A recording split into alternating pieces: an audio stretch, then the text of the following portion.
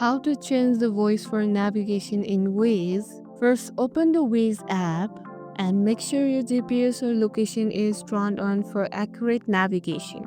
Now access settings. Tap on the three line at the top left corner. Go to settings.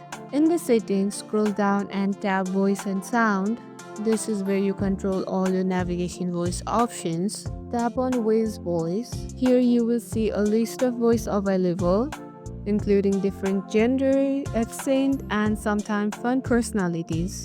Pick your favorite voice. Tap the voice you want. Now when you enter a destination, tap view route, then tap go now. Waze will guide you with your selected voice, fun and easy. Some voice include special phase or joke. Try changing them occasionally to keep your drive interesting. And that's it. If this video helped you, don't forget to like, share and subscribe to our channel, and see you in the next video, and thank you for watching.